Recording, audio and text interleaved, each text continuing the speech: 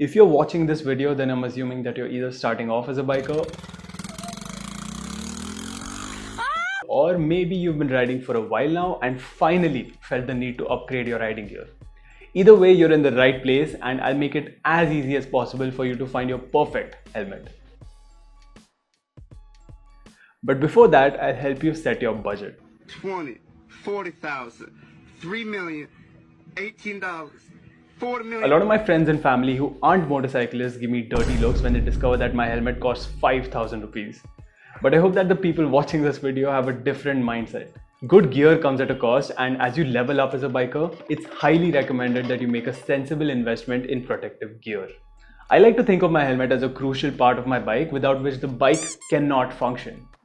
Which is why I think a good way to set the budget for your gear is to see it as a percentage of the cost of your bike. In most cases, around 10% is probably the sweet spot. For example, if you own a bike worth 2 lakhs, your riding gear budget should be somewhere close to 20,000 rupees. On the other hand, if you're riding a 20 lakh superbike and still rocking a basic bargain helmet, don't worry about gear, just make sure that your wheel is notarized. This 10% budget includes not only your helmet but also the jacket, gloves, boots and any other protective gear that you could imagine. How to split that budget among different items is up to you. I personally prioritize the helmet, boots and gloves because they are convenient and I end up using them the most often. Now if 10% sounds like it's way too much money, then you can obviously bring it down to something more reasonable. Alternatively, you might want to rethink what motorcycle you're buying in the first place, such that your bike budget can accommodate the cost of appropriate gear as well. Now enough about the money, let's move on to the helmets. There are 4 aspects of a good motorcycle helmet: style, protection, visibility and fit. Starting with style, you get 6 basic options, but only 4 of these are actually worth buying. Full face, modular, dual sport and off-road are all good choices, but they all serve slightly different purposes. Full face and modular helmets make the most sense for street use, especially if you're going at speeds over 80 kmph. At those speeds, aerodynamics and wind noise are going to be your worst enemy with dual sport and off-road helmets. Even rain is going to be annoying if you wear an off-road helmet because there is no watertight seal between the visor and the helmet shell. I would definitely avoid half and open-faced helmets like this unless you think you have an ugly face and a few reconstruction surgeries might actually help. Next, we have the protection. But before I rank these 5 certifications, I want to remind you to subscribe because I'm trying to reach 1000 subs before April. So please allow me to be on your feed once a month. Now back to the protection. These are the 5 most relevant certifications for buying a helmet in India. At the bottom of that list, we have ISI, which is like a participation trophy in kindergarten. It's better than nothing, but at the same time, it doesn't really mean much. This is a legal requirement for all helmets in India. It offers basic safety, is the least rigorous and the easiest to achieve. Although these are affordable, I would not recommend a helmet that is rated only for ISI. At number 4, we have DOT from the USA. It's a better safety standard when compared to ISI, but the problem with DOT is that it works on an honor system. DOT helmets are great if you trust a company's word blindly because nothing says safety like just trust me bro. Any company can put a DOT sticker on the helmet based on the tests that they do internally. They would only be held accountable if the NHTSA decides to conduct tests and finds that the helmet does not meet their safety standards. But the red flag is that the NHTSA only has jurisdiction in America. If a non-compliant DOT helmet is being sold outside the USA, they would never even bother to test it. So the DOT sticker on these 3 helmets, for example, does not mean much because they are not sold in the US market at all.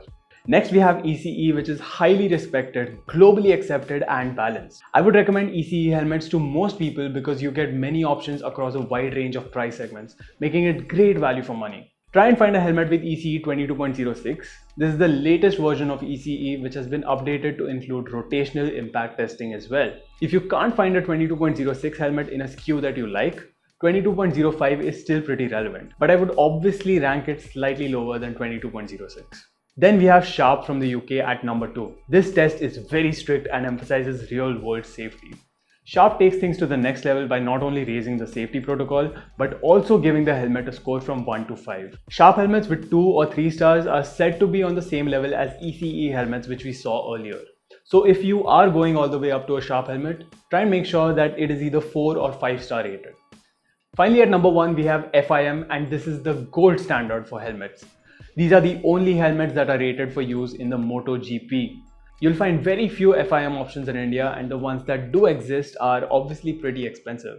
So if you buy one of these, then congratulations, you've spent more on your riding gear than some people do on their entire bike. And that's great because you'll probably still be alive to question your life choices later. This is definitely overkill for most people, but if you take your bike to the racetrack or tend to turn the public roads into one, this might be worth looking into. Now, people also like to include Snell in this list, but I would put it in a completely separate category because Snell's testing methods are suited more for the type of crash a race car driver might have. And that makes it less relevant for a typical motorcycle accident. This is why you'll often find that Snell helmets struggle to get these other certifications and vice versa. After protection, the next thing to keep in mind is visibility. And the step one of visibility is to make sure that everyone on the road can easily spot you, be it in the rain or at night. Matte black helmets, for example, look really cool. But sadly, the truck driver will only see your cool helmet for like half a second before he flattens you. In case I don't see ya. Good afternoon, good evening, and good night. So unless you want to play Where's Waldo at night, try and avoid dark colors and instead opt for something brighter and more vibrant. If you still end up getting a black helmet, at least put some reflective stickers on it. Step 2 of visibility is to make sure that you can see everything and everyone on the road in every condition. For that, you want to avoid helmets with extremely narrow visors and instead go for something with a wide field of view so that you have good peripheral vision. Look for helmets with pin locks so that the visor does not fog up in the rain or cold. Even dual visors are a godsend because then you don't have to stop your bike to replace the helmet visor or awkwardly fiddle with sunglasses on the side of the highway because you took one turn and the sun is suddenly in your face. You can also find photochromic visors for some helmets, which takes care of this problem automatically. These visors go from clear to tinted depending on the UV exposure, but this could also work against you on a dark and gloomy day during the monsoon, because the UV index can still remain high on days like this. Next, we get to the comfort. This is so that you don't get annoyed with the helmet and turn it into an elbow pad.